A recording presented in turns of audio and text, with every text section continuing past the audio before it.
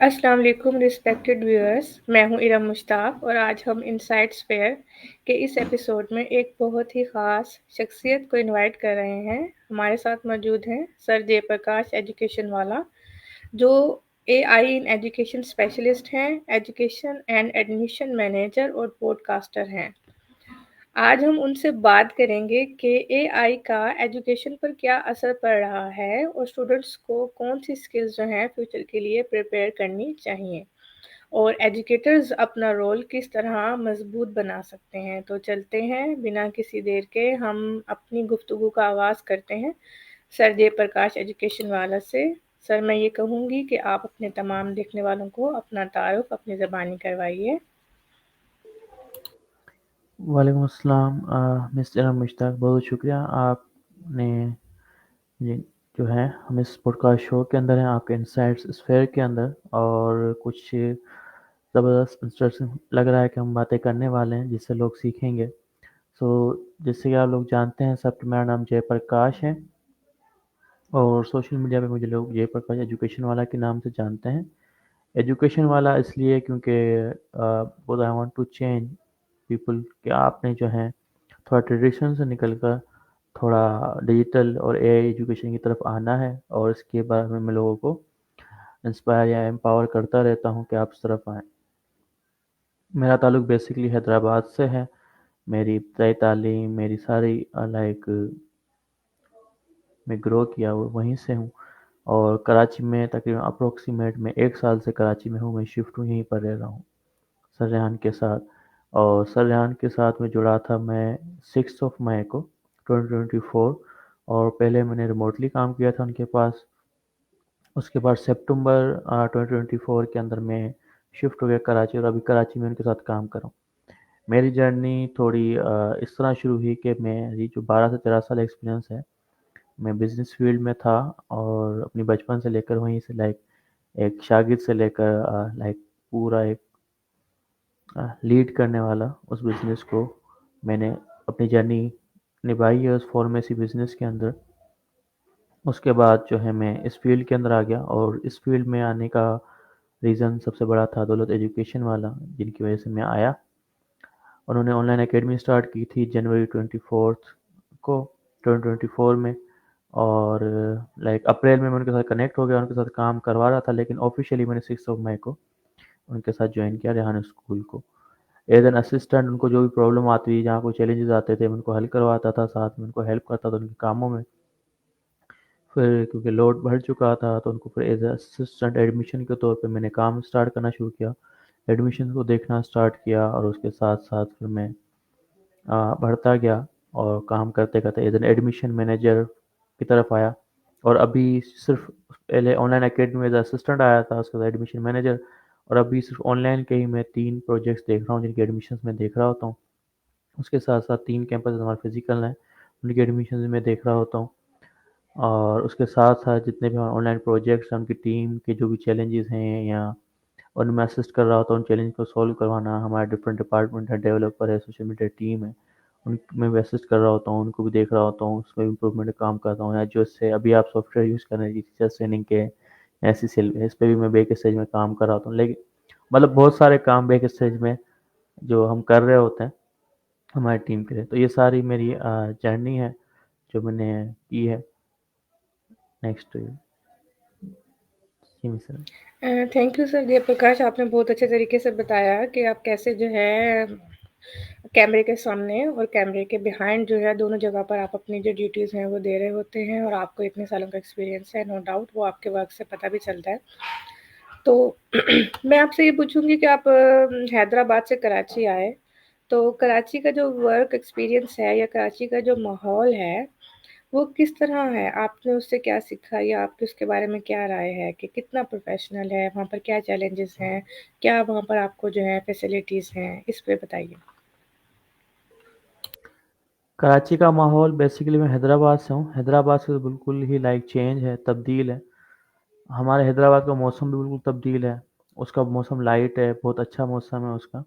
और वहाँ पर लाइक आप इवनिंग हो जाए तो आपका मौसम कितनी भी आपकी गर्मी हो तो रात आपकी ठंडी गुजरती है। बहुत अच्छा मौसम है। उसकी हवा भी जो है ना हार्ड नहीं है, नम नहीं है, ड्राई एयर है। तो इसलिए इसको हवाओं का शहर भी कहा जाता है।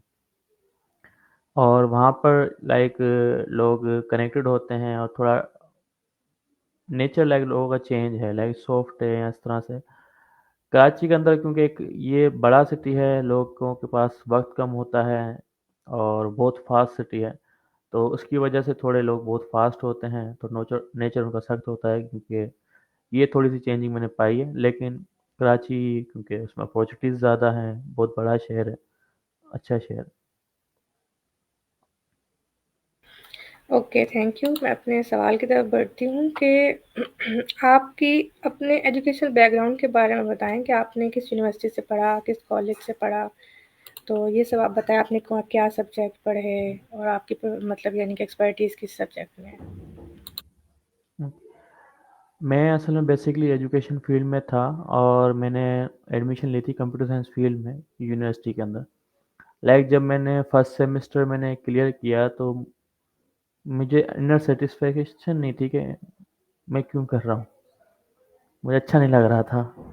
तो मैंने कहा मुझे नहीं करनी तालीम, मैंने छोड़ दी, मैंने पढ़ना नहीं आगे। तो ये मेरा जो है ना था कि मुझे करना ही नहीं, मैं अपने लाखों रुपए इस पे लगा रहा हूँ, मुझे क्या आउटपुट मिलेगा। तो मैंने एक जर्नी को देखा। मैं थोड़ा बहुत दूर तक सो जो है ना अज्यूम करता हूँ, मैं कोई भी चीज़ काम करता हूँ ना कि आगे जब दिखेगा कैसे। तो मैंने देखा कि मैं यहाँ पे 4 से 5 साल यहाँ लगाऊंगा, उसके बाद फिर इतने लाखों रुपए दूंगा, उसको इंटर्नशिप करूंगा या लाइक फिर ये चीज़ें करूंगा, ये चीज़ें करूंगा। और ये सारी तालीम भी पुरानी है। और मैं गया तो फर्स्ट वो आपको स्टार्टिंग में टेस्ट में माउस का पूछ रहे हैं या सीडी, ऐसी चीज़ें जिस चीज़ की हमें ज़रूरत भी नहीं है, तो मुझे फिर अच्छी नहीं लगी चीज़ें। मतलब एडवांस मैंने कंप्यूटर साइंस इसलिए ली थी क्योंकि मुझे डिजिटल एजुकेशन में अच्छा लगता था। फिर मैंने उसको छोड़ दिया, मैंने कहा कि अगर ये चीज़ नहीं हो सकती तो I will do my own business. इस जो मैं पैसे लगा रहा हूँ इसके अंदर वो पैसे मैं अपने बिजनेस में लगाऊंगा। और मैं क्योंकि बिजनेस पहले ही मैं एज असिस्टेंट लाइक में जॉब करता था, लेकिन उस पूरे बिजनेस को मैं रन करता था। बेसिकली हमारे जो मालिक होते थे वो नहीं होते थे, सारा हैंड ओवर मेरे था, एज अ लीड मैं उसको हैंडल करता था। तो मैं अपना बिजनेस जो है ना स्टार्ट कर लूँगा। सो मैं वही चीज़ें कर रहा था और अभी प्रोग्रेस कर रहा था, सेटअप कर रहा था और डिसाइड कर रहा था, क्योंकि मेरे 2 से 3 आइडियाज़ थे मेरे पास करने के लिए। तो वो करते-करते फिर जो है यहाँ पर यहाँ अपॉर्चुनिटी मिल गई और यहाँ देखा सीखने के लिए बहुत ज़्यादा चीज़ें हैं। तो फिर इस तरह से कनेक्ट हो गए, तो अभी यहीं पर हूँ और बहुत सारी चीज़ें यहाँ पे सीखी। अच्छा, वेरी गुड, आपने मुझे बहुत अच्छा जवाब दिया। मैंने आपके जो छोटे भाई हैं राहुल, उनसे भी बात की है। मैं उनको भी कुछ ऑब्ज़र्व करती हूँ, आपको भी ऑब्ज़र्व करती हूँ, आपके बड़े भाई को भी, और आपकी सिस्टर भी हैं इधर। तो मैंने अभी तक जिन लोगों से बात की है, आपकी सिस्टर से नहीं की। तो आप सब में एक पॉइंट जो है वो कॉमन है। वो ये है कि हम लोग अपना बिज़नेस करेंगे। राहुल भी ये कहता है कि मुझे ये चीज़ें अच्छी नहीं लगती और वो जल्दी, मैंने ये ऑब्ज़र्व किया, आई डोंट नो ऐसा है कि नहीं, वो जल्दी चीज़ों से पीछे हट जाता है। उसको होता है कि मतलब वो कुछ अपनी मर्ज़ी से करना चाहता है। आज आपने भी ये बात की और कल परसों मैं सर दौलत का भी एक इंटरव्यू देख रही थी, उसमें भी वो ये कह रहे थे कि मुझे मज़ा नहीं आता, तो मैं उन चीज़ों से पीछे हट जाता हूँ। तो आप लोगों में ये पॉइंट कहाँ से क्रिएट हुआ?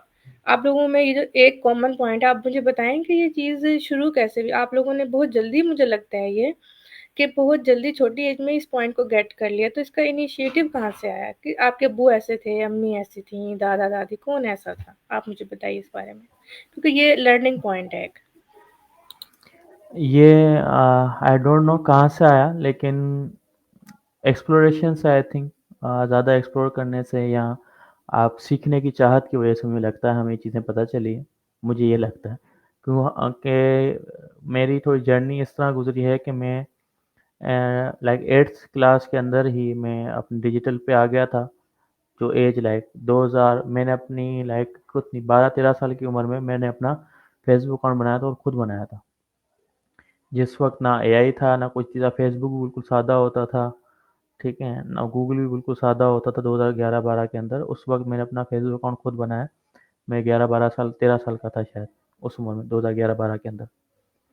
और मेरे 2 से 3 फेसबुक अकाउंट रिजेक्ट हुए, वो उन्होंने सस्पेंड कर दिए। और एक अकाउंट रहा, इसी तरह ट्विटर भी बनाया मैंने। मुझे ये भी नहीं पता था कि फेसबुक होता क्या है, ट्विटर क्या होता है, लिंक्डइन क्या होता है, यूट्यूब क्या था, मुझे नहीं पता था। लेकिन मैंने उस दौर के अंदर अकाउंट मैंने बना लिए थे बस ये पता चला था कि ये चीज़ें होती हैं और इसको जो है ना बस लोग यूज़ करते हैं। लोगों को देखा जिसको देखो उसको भी हर कोई फेसबुक यूज़ करता था ज़्यादातर। मतलब ये यूज़ करते हैं फेसबुक और यूट्यूब, दो चीज़ें बहुत यूज़ करते थे। तो मैंने कहा पता नहीं क्या है, मैंने भी गया, मैंने भी फिर इस तरह कुछ पोस्टें वोस्टें की, इस तरह अच्छा लगता था। इस तरह मैं सोशल मीडिया पे आ गया, लिंक्डइन अकाउंट भी क्रिएट किया। हाँ, ट्विटर भी मैंने उस टाइम में क्रिएट किया और बहुत सारे अकाउंट फिर ब्लॉक हो गए जो बच गए उसमें। अभी भी मेरा फेसबुक अकाउंट जो भी है वो शायद 12 या 13 साल पुराना है, जो अभी मैं करंटली यूज़ कर रहा हूँ। क्योंकि कुछ अकाउंट ब्लॉक हो गए क्योंकि एक्सपीरियंस कर रहा था ना, सीखने की पता ही नहीं थी। इसी तरह टेक्निकल बहुत सारी चीज़ें मैंने मोबाइल के अंदर लाइक की हैं, सीखी हैं। तो आई थिंक सिर्फ सीखना की वजह लाइक इंटरेस्ट, सीखने की चाहत, अभी भी जैसे हम इदारे से जुड़े हुए हैं तो ज़्यादा रीज़न यही है कि हमें सीखने की चाहत है, इस वजह से हम कर रहे हैं। और बाकी मैं थैंक यू कहूँगा अपने अम्मी अब्बू को। उन्होंने बहुत सपोर्ट किया। वो पढ़े लिखे नहीं हैं लेकिन उन्होंने बहुत ज़्यादा हमें लाइक बहुत सपोर्ट किया है। मेरे अब्बू ने खुद बहुत मुश्किलें ली हैं लेकिन कभी हमें तकलीफ आने नहीं दी। उनका शुक्रिया अदा, और हमें जो हमें करना था उन्होंने करने दिया। हमें ये नहीं कहा कि क्यों कर रहे हो। ये कहा कि आप कुछ भी करना है आप करें लेकिन पॉजिटिव करें। हमेशा ये कहा कि आपको हम रोकेंगे नहीं, गलत काम मत कीजिएगा। तो इस वजह से शायद ये भी रीज़न हो सकता है, मुझे लगता है। ओके। एक थोड़ा-सा पर्सनल सवाल है जो कि मैं काफ़ी दिनों से देखती हूँ और कुछ महसूस करती हूँ। अगर आप मुझे अलाउ करेंगे तो वो मैं करूँगी कि थोड़ा-सा पर्सनल है। अगर आप उस पे बात नहीं करेंगे तो फिर मैं उसको नहीं मतलब आप अगर चाहें तो जवाब दे दीजिएगा अगर आपको मुनासिब लगे, अगर ना तो फिर आप ना दिए, मुझे बुरा नहीं लगेगा। अच्छा, मैं ये देखती हूँ शायद मैं कुछ इस किस्म की भी हूँ कि मैं छोटी-छोटी बातों को ऑब्ज़र्व कर लेती हूँ। मुझे मतलब चेहरे से देख के पता चल जाता है कि किस इंसान को इस लफ़्ज़ से तकलीफ़ हुई है। तो मैं ये कोशिश करती हूँ अगर मैंने एक दफ़ा बात कह दी है गलती से दोबारा उसको ये लफ़्ज़ ना कहूँ। तो मैंने आप लोगों को देखा, अब मैं आपके साथ काम भी कर रही हूँ, तो उसमें मैं देखती हूँ कि कुछ लोग मतलब कुछ जो लैंग्वेज है या कुछ जो रिलीजन है, उस पर थोड़ा-सा कोई ऐसा पॉइंट करते हैं जहाँ पे महसूस होता है कि पिंच किया जा रहा है। तो आप उस चीज़ को ओवरकम कैसे करते हैं? मतलब मुझे पर्सनली अच्छा नहीं लगता, अगर कोई मेरे साथ करे तो मुझे भी बुरा लगेगा, तो हम सब इक्वल हैं। तो मुझे स दूसरों का नहीं पता, लेकिन मैं महसूस कर लेती हूँ आँखों को, चेहरे को और सब चीज़ों को अच्छे तरीके से। तो आप उसको ओवरकम कैसे करते हैं? अगर आप इसका जवाब देना मुनासिब समझें तो आप दे दें, वरना मैं अगले सवाल की तरफ जाऊँगी। No problem. लाइक आपका क्वेश्चन है कि बहुत से लोग लाइक रिलीजियस या किसी और पॉइंट ऑफ व्यू से आपको पिंच करते हैं या टोंट कर देते हैं, तंग कर देते हैं, यही क्वेश्चन है आपका। ये बचपन से होता हुआ आ रहा है तो ये है कि अब आदत हो गई है तो हम बर्दाश्त कर लेते हैं, लेट इट गो कर लेते हैं। इसका यही सवाल है का जवाब है। थैंक यू जयप्रकाश, मैं अपने अगले सवाल की तरफ बढ़ती हूँ। जी। अच्छा, स्टूडेंट्स के लिए कौन-सी स्किल्स डिजिटल एरा में आपको लगता है कि सबसे ज़रूरी हैं, बच्चों को ये ज़रूर सीखनी चाहिए? स्टूडेंट्स के लिए डिजिटल इरा के अंदर सबसे पहली चीज़ तो ये है कि अ, हमें जो वक्त ज़ाया किया जा रहा है ना, अगर बहुत सारे लोग कहते हैं नहीं हमें ट्रेडिशनल एजुकेशन करनी ही करनी है, उनके लिए मैं ये कहना चाहूँगा पहली चीज़ कि ट्रेडिशनल एजुकेशन आप करना चाहते हैं, हम नहीं छुड़ाना चाहते क्योंकि उनको वो कागज़ चाहिए जो उनको मिलेगा उस स्कूल से, डिग्री। तो आप ये करें कि आप जो 1 साल में कोर्स पढ़ाया जा रहा है, एक क्लास, वो बेसिकली देखा जाए तो 3 महीने का है। ठीक है? 3 महीने का टोटल ओवरऑल अगर आप सारी चीज़ें मतलब पेपर वेपर दे दें, एग्ज़ाम्स दे दें, तो आपने उस चीज़ों को ध्यान देना है और आप उसको जल्दी कर लें। या आप जो अभी डिजिटल एजुकेशन के अंदर जीईडी जैसे डिप्लोमा आ गए हैं, आप उनको कर लें। आप डिजिटल एजुकेशन की तरफ आएँ और लाइक जैसे मैंने कल वीडियो बनाई है, मुझे पूरी लाइक वो मैंने पूरा टेक्स्ट था, मुझे समझ नहीं आ रहा था। मैंने पढ़ा सही 3-4 बार, उर्दू में पढ़ा, इंग्लिश में पढ़ा, लेकिन इतना पूरे तरीके से क्लेरिफ़ाई नहीं हो रहा था मुझे जो मुझे समझना चाहिए। तो फिर मैंने क्या किया, उस टेक्स्ट को उठाया, एआई को दिया, उस एआई ने सारी उसका जो है ना प्रेज़ेंटेशन तैयार कर दी समझाते हुए विथ लाइक पूरी वीडियो थी वो। Step 1, step 2, step 3। मैंने वीडियो देख ली 5.5 मिनट की, 2 बार देख ली, मुझे समझ में आ गई। तो हमें हमारी जो एजुकेशन जो हम पढ़ रहे हैं ना उसका तरीका चेंज करना होगा। मेरा तो पहला यही मैं कहना चाहूँगा, तरीका चेंज कर लें पढ़ने का। एआई को इस्तेमाल करें कि वो आपको किस तरह से अच्छे तरीके से समझा। ए आई थिंक कोई टीचर जितना एआई अच्छे तरीके से समझाता उतना टीचर नहीं समझा सकता। मैं लाइक कोई बात मुझे समझ नहीं आती ना तो मैं उसको कहता हूँ कि मैं 8 साल का बच्चा हूँ, आप मुझे बताएँ कि ये 8 साल के बच्चा हूँ और मुझे एक कहानी करके समझा दें। तो वो मुझे पूरा कहानी करके समझा देता है कि क्या होता है। जैसे कि मैं गया, मुझे ये नहीं पता था कि डेटा जो है ना डोमेन क्या होता है और होस्टिंग क्या होती है जब वेबसाइट हम बनाते हैं। कन्फ्यूजन थी क्योंकि मेरा तो डेवलपमेंट से या कोडिंग से तो नहीं है ना ताल्लुक। तो उसने मुझे इतना आसान करके बताया। मैंने उसको कहा मैं 8 साल का बच्चा हूँ। पहले से सवाल किया तो पूरा उसने उसकी तरह जवाब दिया। पढ़े लिखे वालों की तरह तो पढ़ मैंने कहा मैं पढ़ा लिखा नहीं हूँ, मैं 8 साल का बच्चा हूँ। आप मुझे जवाब इस तरह से देते हैं। तो उसने इतना प्यारा करके जवाब दिया कि लाइक के डोमेन मीन्स आपने एड्रेस, और होस्टिंग मीन्स वो जगह जहाँ पर आप घर बना रहे हैं उसको सजा रहे हैं। तो उतना ईज़ी करके उसने समझाया, कहानी करके, तो मुझे समझ आ गया कि वो क्या कहना चाह रहा है। वैसे मुझे समझ नहीं आ रहा था। तो ये है कि हमें डिजिटल एजुकेशन में हमें अपने भले आप पढ़ाई अपने पढ़ने को तरीके को चेंज करना होगा और एआई की तरफ लाज़मी आना होगा और डिजिटलाइज़ेशन होना पड़ेगा। क्योंकि अब आप एक एआई और इंटरनेट के आने की वजह से अभी आप किसी मुल्तान में शहर में या किसी कराची शहर में या हैदराबाद शहर में नहीं रह रहे। इसकी वजह से आप पूरी दुनिया में रह रहे हैं, प्लेनेट अर्थ पे रह रहे हैं, तो आपको इंटरनेट के ऊपर आना ही पड़ेगा। अगर नहीं आएँगे तो आप पीछे रह जाएँगे, ये चीज़ है।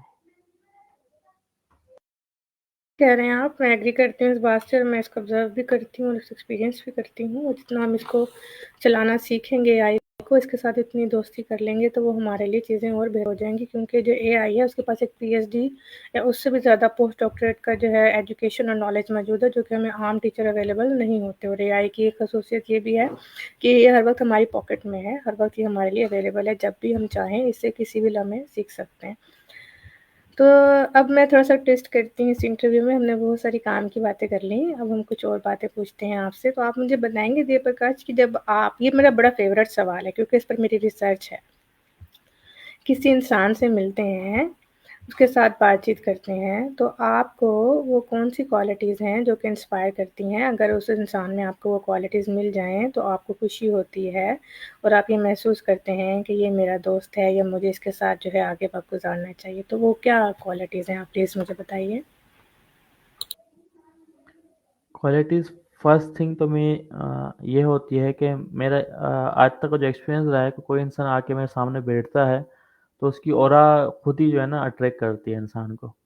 उसकी ऑरा से इंसान खुद ही अट्रैक्ट हो जाता है, उससे बात करने का मन करता है। तो पहला चीज़ तो ऑरा ही कहूँगा। एक एनर्जी निकलती है इंसान की बॉडी से, जो इंसान को कनेक्ट करती है। तो पहली चीज़ तो वो। और दूसरा जो आपकी तारीफ़ ज़्यादा करता है, मुझे वो बंदे पसंद नहीं है, ठीक है? मुझे थोड़ा अजीब लगता है, कोई तारीफ़ करता है ना, तो फिर मैं बोलता हूँ पता नहीं क्या चीज़ है, मैं फिर उससे दूर हो जाता हूँ ज़्यादातर, ज़्यादा अगर कोई तारीफ़ कर ले तो। कभी किस्मत ही कर लेता है बंदा दिल से तो अलग चीज़ है, लेकिन एक चीज़ ये 2 चीज़, मेरी ये 2 चीज़ें ही हैं जो मैं ज़्यादातर हूँ। तीसरा ये है कि आप मेरी कोशिश होती है कि बदतमीज़ी ना हो, आप अपने जो है दायरे के अंदर रह के बात करें, ठीक है? आपने ये देखना है कि मैं किस तरह से बात कर रहा हूँ, और आप लाइक मेरी किस हर किसी इंसान अलग तरीके से बात करता है। कोई दोस्त होते हैं या किस तरह से होते हैं, और मेरे बेसिकली दोस्त बहुत ही कम है, लाइक 2 से 3 होंगे। दोस्त नहीं है क्योंकि मैं दोस्त बहुत कम बनाता हूँ। तो इस वजह से फर्स्ट ऑरा है, सेकंड उसकी लैंग्वेज है, वो किस उसकी टोन क्या है, ये है। और तीसरा मैंने आपको बताया, ये 3 चीज़ें जो हैं मैं देखता हूँ इंसान के अंदर। ठीक कह रहे हैं, इस चीज़ को मैं भी ऑब्ज़र्व कर सकती हूँ। आप जो बहन-भाई हैं, सेंसिटिव हैं ज़्यादा, और सेंसिटिव लोग जो होते हैं उनको छोटी-छोटी बातें जो हैं वो महसूस होती हैं। अरे, ये आपने मुझे ठीक कहा, मैं इससे एग्री करूँगी इस बात से। ये मैंने आपकी उस पर्सनैलिटी में ऑब्ज़र्व भी किया। तो आगे हम चलते हैं अगले सवाल की तरफ। आप मुझे बताएँगे कि आपके फ़ेवरेट कंट्रीज़ कौन-से हैं और उसकी रीज़न क्या है? और इसमें आप जो कहना चाहें आप कह सकते हैं। देखिए, फर्स्ट कंट्री अगर अगर पाकिस्तान के अलावा पूछ रही हैं तो आप मुझे कंफर्म कर दें। और फर्स्ट कंट्री तो आप जहाँ पैदा होते हैं, जहाँ क्या आपकी पैदाइश होती है, वो आपका सबसे बेहतरीन होता है कि इंसान, क्योंकि जहाँ पे उसकी ग्रो होता है ना, वो जगह कभी नहीं भूलता। तो फर्स्ट तो पाकिस्तान ही कहूँगा। अगर आप आउट ऑफ कंट्री कह रही हैं तो फर्स्ट पे मैं इंडिया कहूँगा। उसका रीज़न ये है कि like as a religious reason भी है, और दूसरा जो है ना, लाइक एंटरप्रेन्योर माइंडसेट और बिज़नेस का रीज़न भी है। 2 चीज़ें। इंडिया के अंदर लाइक हमारे रिलीजियस पॉइंट्स हैं जहाँ पर विज़िट करना चाहता हूँ, और वहाँ पर एक्सप्लोरेशन की बहुत ज़्यादा जगह हैं। और मुझे हिस्ट्री पसंद है, नेचर पसंद है, तो वहाँ पर ऐसी जगहें बहुत हैं जिसको मैं एक्सप्लोर कर सकता हूँ, हिस्ट्री, नेचर और रिलीजियस पॉइंट्स को। चौथी चीज़ जो मैं चाहता हूँ, जैसे कि उनका एक सूबा है गुजरात है, मारवाड़ है, तो इन सूबों के अंदर बहुत सारे एंटरप्रेन्योर्स हैं और मोस्टली लोग बिजनेस माइंडसेट के होते हैं, एंटरप्रेन्योर्स होते हैं। तो उनके साथ थोड़ा वक्त गुजारना चाहता हूँ, उनका देखना चाहता हूँ, उनका कल्चर, उनको समझना चाहता हूँ, वो कैसे ग्रो होते हैं, अपनी फैमिली में कैसे रहते हैं। तो ये चीज़ें हैं जिनको इंडिया इस वजह से मेरी रीज़न है कि मैं देखना चाहता हूँ।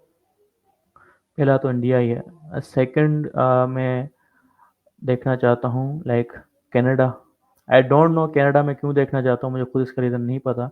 लेकिन बस एक बार जहन में आ गया था कि जब मैं फर्स्ट ईयर में था और मुझसे पूछ लिया कि भाई कहाँ जाना चाहते हो, तो मेरे मुंह से निकल गया कनाडा। तो उस वजह से मैं चाहता हूँ कनाडा को विज़िट करूँ। और क्योंकि कनाडा बहुत एक्सपेंसिव मुल्क है और वहाँ पर रहना मुश्किल होता है। तो मैं देखना चाहता हूँ कितना मुश्किल होता है वहाँ रहना, वहाँ पर लोग बहुत कम रहते हैं। बहुत आपको दूर-दूर तक लोग मिलते हैं। जो मैंने सुना है, आई डोंट नो रियल बात क्या चीज़ें हैं, उसको एक्सप्लोर करना चाहता हूँ, ये रीज़न है। वहाँ सर्दी बहुत ज़्यादा होती है। ये 2 मुल्क जो सबसे ज़्यादा है, मैं इसको विज़िट करना चाहता हूँ। तीसरा अगर कहा जाए तो मैं चूज़ करूँगा नेपाल या भूटान, दोनों में से एक, ठीक है? उसका रीज़न ये है कि मुझे जो है ना ज़्यादातर अकेला रहना पसंद रखता हूँ मैं, और उसमें प्रोडक्टिव और आइडियाज़ ज़्यादा आते हैं। तो जो नेपाल है वहाँ पर लाइक बुद्ध मज़हब के जो लोग होते हैं वहाँ पर उनका ज़्यादा है, टेम्पल्स हैं, वहाँ पर लोग जाते हैं, तो वहाँ पर वो माइंडसेट, आपका माइंडसेट रिलैक्स हो जाता है मेडिटेशन के थ्रू, उनके थ्रू। तो उनके साथ वक़्त गुज़ारना चाहता हूँ ताकि मैं मेंटली और पीस और अपने मेंटल हेल्थ को स्ट्रॉन्ग कर सकूँ और माइंड को और मज़बूत कर सकूँ। Okay, thank you. मेरा सवाल है आपसे ये कि आप मुझे ये बताएँगे कि सर रेहान अलावाला से आप लोग कैसे कनेक्ट हुए? तो ये जर्नी कैसे स्टार्ट हुआ? चाहे आप इसको थोड़ा शॉर्ट करके बता दीजिए। ये जर्नी दौलत भाई से स्टार्ट हुई थी। दौलत भाई बहुत ज़्यादा एक्सप्लोर करते थे इंटरनेट पे। उन्होंने डिफरेंट जितने भी पाकिस्तान के इन्फ्लुएंसर सबको फॉलो किया है और सबको सुना है। सन्नी अली हों, उस्मान चुगताई साहब हों, या डिफरेंट हमारे जितने भी इन्फ्लुएंसर हैं अभी करंट, एक्सप्लोर करते कनेक्ट हुए जहानारा से, सर जहानारा वाला से, और वहाँ 6-7 साल पहले। और वहाँ से फिर उन्होंने उनको फॉलो किया। उन्होंने कुछ टारगेट्स दिए दौलत भाई को, वो ये करें, वो जिस तरह से कहते हैं कि भाई म्यूचुअल फंड कर लें, इंटरव्यूज कर लें, ये टारगेट्स दिए तो वो अचीव करते गए। तो सरयान के करीब आते गए, उस तरह से कनेक्ट हुए, फिर वो कराची आए, और इस तरह से, और उनकी वजह से ही फिर मैं कनेक्ट हुआ था सरयान अल्लाह वाला से। ओके। अच्छा, आप मुझे ये बताएँगे, मेरा सेकंड लास्ट सवाल है, इसके बाद बस मैं आपसे आखिरी सवाल करूँगी। अब हम एआई जो है हम पाकिस्तान में पढ़ाना शुरू हुए हैं, तो हम अपने बच्चों को ये कोशिश कर रहे हैं कि बच्चे एआई पढ़ें, उससे सीखें, अपने आप को चेंज करें, जैसे टेक्नोलॉजी से वक़्त चेंज हो रहा है। तो आपको क्या लगता है, क्या रिस्पॉन्स रेट है पाकिस्तान में और बाहर क्या रेट है? तो हम कब तक अपने तमाम बच्चों को या मुल्क में एआई को जो है वो स्प्रेड करेंगे ओपनली, या मासेस को हम ये पहुँचा सकेंगे? क्या आपका ख़्याल है? यहाँ पर एक थोड़ी लाइक फ़नी भी लगे, अजीब बात लगे, मैं यहाँ थैंक यू कहता हूँ कोरोना को, ठीक है। जो कोरोना आया था, उसको मैं हमेशा थैंक यू कहता हूँ। उसका रीज़न ये है कि उस एक कोरोना की वजह से बहुत सारी चीज़ें कैसा उलट-पुलट हो गई थी। पाकिस्तान हो या कोई भी आपका मुल्क हो। पाकिस्तान में लोग लाइक यूज़ करना ही नहीं चाहते थे ई-कॉमर्स प्लेटफ़ॉर्म को, ऑनलाइन अर्निंग्स को, या कोई भी डिफरेंट प्लेटफ़ॉर्म है उनको। उसके आने के बाद लोगों ने, क्योंकि बहुत सारे चैलेंजेस आए, मजबूरी हो गई, नहीं करेंगे, पता ही नहीं था कि भाई कोरोना कब ख़त्म हो रहा है, क्या हो रहा है। तो लोगों ने अपने ई-कॉमर्स प्लेटफ़ॉर्म्स बनाए, बहुत सारे लोगों को लॉस हुआ, सारी चीज़ें हुई। इंटरनेट पे आए, उन्होंने डिवाइसेस लिए, लैपटॉप्स लिए, उससे उन्होंने बहुत ज़्यादा जो है ना लाइक मुझे लगता है कि 5 साल आगे ले गया था वो कोरोना, आगे पीछे लेके नहीं गया। नुकसान हुआ लोगों को, जैसे कहते हैं ना बड़ी-बड़ी जंगों में जो है ना जीतने के लिए कुछ सिपाही तो ज़ाया करने पड़ते हैं, वरना जंग नहीं जीत सकते। तो उसमें ज़ाया हुए, बिल्कुल हुए, लेकिन उसने ग्रोथ हमें बहुत ज़्यादा दी। उसकी वजह से हमारा पॉल्यूशन रेट कम हो गया, हमारी जो है डिजिटलाइज़ेशन में बहुत फ़र्क आ गया। और इसके बाद जो है कुछ हम प्रेडिक्ट तो नहीं कर सकते कि सब लोगों के पास, क्योंकि कोई भी चीज़ 100% किसी के पास नहीं पहुँचती। कुछ के पास पहुँचती हैं, कुछ के पास नहीं पहुँचती। तो यह है कि अब जो है ना इस दौर में बहुत ज़्यादा स्पीड से फैल रहा है और मुझे लगता है इस 2 साल में बहुत ज़्यादा लोग जो है ना इसको यूज़ करना स्टार्ट कर देंगे। ओके, आई होप के सब लोग इसको यूज़ करें, इससे फ़ायदा उठाएँ और चीज़ों को सीखें, पॉज़िटिविटी क्रिएट करें और लोगों को तंग ना करें, और जो बच्चे वक़्त ज़ाया करते हैं वो अपना वक़्त ना ज़ाया करें, क्योंकि वक़्त बहुत कीमती होता है। मैं आपसे ये कहूँगी कि आप एक अपना पैगाम दीजिए सबके लिए, उसके बाद हम इसको ख़त्म करते हैं लाइव स्ट्रीम को। ठीक मैं आखिरी पैगाम यही देना चाहूँगा कि एक क्वेश्चन बहुत ज़्यादा आता है पेरेंट्स की तरफ से एडमिशन्स में या डिफरेंट चीज़ों में। वो क्वेश्चन ये होता है कि हमारे जो बच्चे हैं वो अगर सोशल मीडिया पे आप बोल रहे हैं मोबाइल यूज़ कराओ, लैपटॉप यूज़ करवाओ, सोशल मीडिया पे लाओ, इंटरनेट यूज़ कराओ तो बच्चे हमारे बिगड़ जाएँगे, ठीक है? बच्चे हमारे बिगड़ जाएँगे। तो बच्चे नहीं बिगड़ेंगे रीज़न ये है कि जब आप उनकी एनर्जी डाइवर्ट कर देते हैं, आप उनको लाइक गेम्स में या डिफरेंट चीज़ों में रखेंगे तो ज़ाहिर-सी बात है वो बिगड़ेंगे। लेकिन जिस तरह से हम एनर्जी डाइवर्ट करते हैं, आपने हमारे बच्चों को देखा उनको टाइम ही नहीं मिलता कि वो किसी रील्स को देखने की तरफ जाएँ या मूवी देखने की तरफ जाएँ।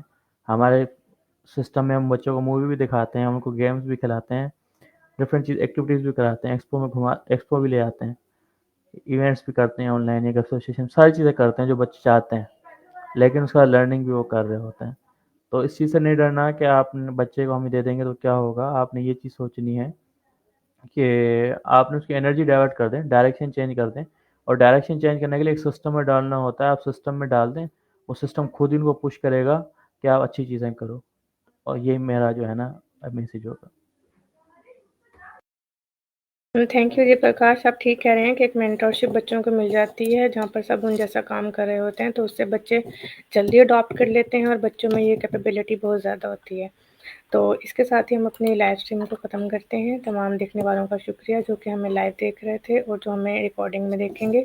सब अपना ख़्याल रखें, कोशिश करें किसी का दिल ना दुखाएँ और जो है अच्छे से काम करें और दुआओं में हमें याद रखें। तब तक मैं दोबारा आती हूँ किसी नए मेहमान के साथ। तो अल्लाह हाफ़िज़। खुदा हाफिज़, thank you very much everyone.